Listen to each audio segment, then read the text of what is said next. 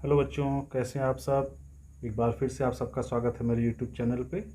तो पिछले टॉपिक्स में हम लोगों ने पढ़ा था अपवर्तन और अपवर्तन के फार्मूले देखे थे, अपवर्तनांक के बारे में ज्ञात किया था कि अपवर्तनांक क्या होता है। आज हम लोग अपवर्तनांक यानी रिफ्रैक्टिव इंडेक्स पे आधारित कुछ आंकिक प्रश्न हल करेंगे। ठीक है, तो इसके पहले कि हम लोग अपवर्तनांक पर आधारित कुछ आंकिक प्रश्न हल करें, हम लोग एक बार पुनः एक छोटा सा रिकैप ले लेते हैं। शायद आपको याद हो कि हम लोग दिखाते हैं अपवर्तनांक पहले माध्यम के सापेक्ष दूसरे माध्यम का अपवर्तनांक, या तो ऐसे लिखते हैं या ऐसे को लिखते हैं n/1, है ना। 1n2 या n/1 पहले माध्यम के सापेक्ष दूसरे माध्यम का अपवर्तनांक, या इसको भी यही बोला जाता है पहले माध्यम के सापेक्ष दूसरे माध्यम का अपवर्तनांक। एनसीईआरटी में इस तरह से लिखा गया है। इसको हम लोग दिखाते हैं n2/n1 से, पहले माध्यम के सापेक्ष दूसरे माध्यम का अपवर्तनांक। और इसको हम लोग दिखाते हैं sin I/sin r से, जहाँ I क्या है, यह है आपतन कोण, और r क्या है, r है अपवर्तन कोण। ठीक है, और हम लोग ये भी जानते हैं कि अपवर्तनांक और किसी माध्यम में प्रकाश के वेग में एक संबंध होता है, n = c/v, जहाँ c निर्वात या वायु में प्रकाश का वेग है, जिसका मान होता है 3 × 10⁸ मीटर पर सेकेंड। तो n = c/v होता है। अगर इसको मैथमेटिकल रूप में देखा जाए तो इसको लिख सकते हैं n2/n1 = v1/v2। ठीक है, ये कुछ बेसिक कॉन्सेप्ट हैं जो कि हमें याद रखने हैं, तभी हम लोग आंकिक प्रश्नों को हल कर पाएंगे। ठीक है, तो शुरुआत करते हैं। सबसे पहला क्वेश्चन, बहुत सिंपल क्वेश्चन नंबर 1, दिए गए चित्र में पहले माध्यम के सापेक्ष दूसरे माध्यम का अपवर्तनांक ज्ञात कीजिए। पहले माध्यम के सापेक्ष दूसरे माध्यम का अपवर्तनांक, तो इसको लिखेंगे 1n2, पहले माध्यम के सापेक्ष दूसरे माध्यम का अपवर्तनांक। और हम फार्मूला जानते हैं क्या होता है, sin I/sin r। तो पहले माध्यम के सापेक्ष दूसरे माध्यम का अपवर्तनांक, इसको हम लोग ऐसे भी लिख सकते हैं एनसीईआरटी के हिसाब से, n21 = sin I/sin r। अब I कितना है, I मतलब अभिलंब और आपतित किरण के बीच बना हुआ कोण, यानी कि आपतन कोण। इसका मान है 30 डिग्री, ये हो जाएगा sin 30 डिग्री अपॉन अपवर्तन कोण R, जिसे हम लोग दिखाते हैं, इसका मान है 45 डिग्री, तो ये हो गया sin 45 डिग्री। अब sin 30 का मान होता है 1/2, sin 45 आपने पढ़ा होगा ट्रिग्नोमेट्री में, होता है 1/√2। और इसको सॉल्व करें तो 1/2, ये ऊपर चला जाएगा √2/1। अब इसको हम लोग लिख सकते हैं 1/2 को 1/√2 × √2। 2 को लिखा जा सकता है √2 × √2। देखो √2 और √2 का जब गुणा होगा तो क्या जाएगा, 2 आ जाएगा। तो इसको हम लोग ऐसे लिख सकते हैं √2/1, √2 से √ कट जाएगा और हमें एक सिंपल फॉर्म मिल जाएगी 1/√2। तो पहले माध्यम के सापेक्ष दूसरे माध्यम का अपवर्तनांक ये आ जाएगा 1/√2। सिंपल सवाल था।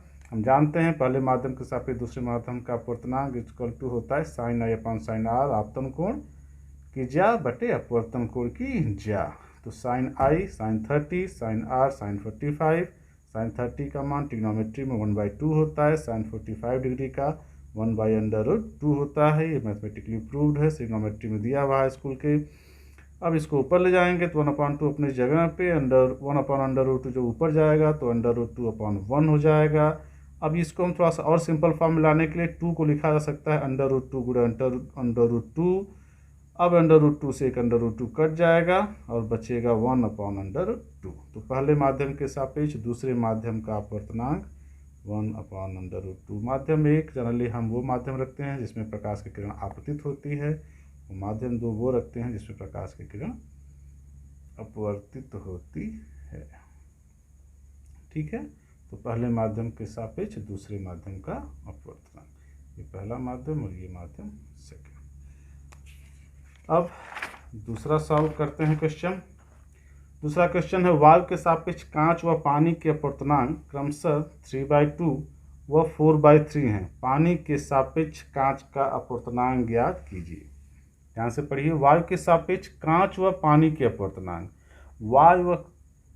वायु के सापेक्ष कांच व पानी, तो वायु के सापेक्ष कांच का अपवर्तनांक हम लिखेंगे Ag और वायु के सापेक्ष पानी के अपवर्तनांक को लिखेंगे Anw। तो Ang है 3/2 और Anw है 4/3। अब पूछा जा रहा है पानी के सापेक्ष कांच का अपवर्तनांक। तो पानी के सापेक्ष W, कांच का अपवर्तनांक Ng, WNg what। ठीक है, अब WNg पूछा जा रहा है तो हम लोगों ने पढ़ा हुआ है कि जब भी लिखते हैं पहले माध्यम के सापेक्ष दूसरे माध्यम का अपवर्तनांक तो क्या लिखा जाता है N2/N1, यानी दूसरे माध्यम का निरपेक्ष अपवर्तनांक ऊपर और पहले माध्यम का निरपेक्ष अपवर्तनांक नीचे। यानी कि अगर WNg को लिखना हो तो लिखा जाएगा Ang ऊपर और Anw नीचे। ठीक है ना, 1N2 को लिखा सकता है N2/N1, यानी कि जिसका निकालना होता है अपवर्तनांक वह ऊपर और पहला माध्यम नीचे। तो वायु का किसके सापेक्ष है, ये पानी के सापेक्ष कांच का अपवर्तनांक है ना। तो कांच का अपवर्तनांक ऊपर लिखा जाएगा और पानी का अपवर्तनांक नीचे लिखा जाएगा।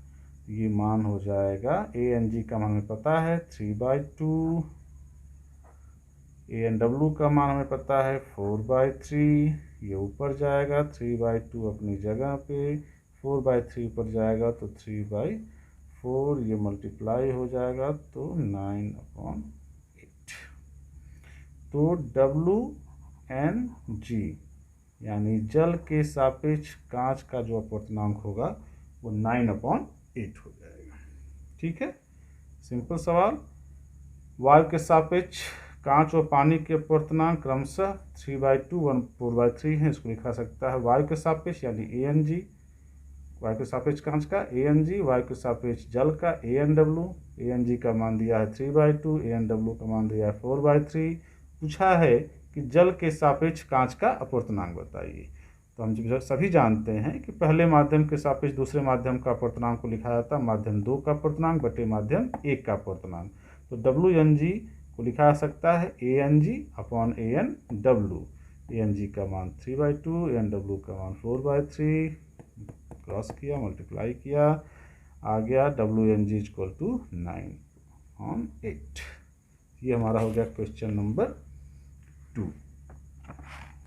अब हमारा क्वेश्चन नंबर 3, वायु में प्रकाश की चाल 3 × 10⁸ मीटर पर सेकेंड है। 1.5 अपवर्तनांक वाले कांच में प्रकाश की चाल ज्ञात कीजिए। तो वायु में प्रकाश की चाल को हम लोग दिखाते हैं C से। C का वैल्यू दिया हुआ है, हम सभी जानते हैं 3 × 10⁸ मीटर पर सेकेंड। तो ये कह रहे हैं कि 1.5 यानी कि 1.5 अपवर्तनांक वाले कांच में प्रकाश की चाल ज्ञात कीजिए। तो हमारे पास एक कांच है जिसका अपवर्तनांक है 1.5। तो कांच का अपवर्तनांक मतलब किसके सापेक्ष होगा, ये वायु के सापेक्ष होगा। तो Ang = 1.5। तो कह रहे हैं कि कांच में प्रकाश की चाल ज्ञात कीजिए। हम सभी जानते हैं कि अपवर्तनांक बराबर होता है C/V। किसी माध्यम का अपवर्तनांक n बराबर निर्वात या वायु में प्रकाश की चाल बटे उस माध्यम में प्रकाश की चाल। तो यहाँ वैल्यू दिया हुआ है C का 3 × 10⁸। V के वैल्यू निकालनी है, n का वैल्यू दिया है 1.5। तो V का हो जाएगा वैल्यू 3 × 10⁸/1.5 होगा, क्रॉस होगा, डिवाइड करेंगे तो क्या हो जाएगा 2 × 10⁸ मीटर पर सेकेंड।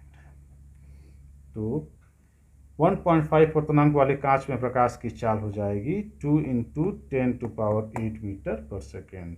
ये फार्मूला होता है। किसी भी माध्यम का अपवर्तनांक से क्या हो समझते हैं अगर पूछा जाए तो किसी भी माध्यम का अपवर्तनांक बराबर होता है वाह या निर्वात में प्रकाश की चाल बटे उस माध्यम में प्रकाश की चाल, यानी दोनों का अनुपात ही कहलाता है उस माध्यम का अपवर्तनांक। उस हिसाब से ये हमारा सवाल सॉल्व हो जाएगी। अगला सवाल है हमारा क्वेश्चन नंबर 4। कांच और जल के निरपेक्ष अपवर्तनांक 3/2 तथा 4/3 हैं। कांच और जल में प्रकाश की चालों का अनुपात ज्ञात कीजिए। तो कांच और जल के निरपेक्ष अपवर्तनांक यानी कांच का अपवर्तनांक 3/2, जल का अपवर्तनांक NW = 4/3 है। तो कांच और जल में प्रकाश की चालों का अनुपात ज्ञात करना है। तो अपवर्तनांक बराबर हम जानते हैं C/V होता है, या V = लिख सकते हैं C/N, यानी गणितीय रूप से देखा जाए तो V और N एक दूसरे के विरोधाभासी हैं। अब कह रहा है कि कांच और जल में प्रकाश की चालों का अनुपात। तो कांच और जल में प्रकाश की चालों का अनुपात यानी कि VG/VW बराबर जब लिखा जाएगा तो लिखा जाएगा NW/NG, है ना। प्रकाश की चाल और अपवर्तनांक में कैसा अनुपात होता है? विरोधाभास। तो VG/VW = लिखा जाएगा NW/NG। तो NW का मान दिया हुआ है, जल का निरपेक्ष अपवर्तनांक दिया गया 4/3, तो ये हो जाएगा 4/3। NG का मान दिया हुआ है 3/2। अब ये ऊपर जाएगा 4/3 अपनी जगह पे, 3/2 ऊपर जाएगा तो हो जाएगा 2/3, और इसका मान आ जाएगा 8/9, यानी कि 8 related to 9, यानी कि 8 संबंधे 9, 8 संबंधे 9। तो प्रकाश की चाल ग्लास में और प्रकाश की चाल जल में का जो अनुपात आएगा वो आएगा 8 संबंधे 9 या 8/9। ये हमारा क्वेश्चन सॉल्व हुआ। ये कुछ क्वेश्चन थे रिफ्रैक्टिव इंडेक्स के ऊपर। बुक्स में और भी क्वेश्चन दिए गए हैं, सॉल्व कीजिएगा। कोई प्रॉब्लम हो तो कमेंट बॉक्स में पूछिएगा। पढ़ते रहिएगा, सुरक्षित रहिए, स्वस्थ रहिए। फिर मिलते हैं अगले वीडियो में। Okay, thank you.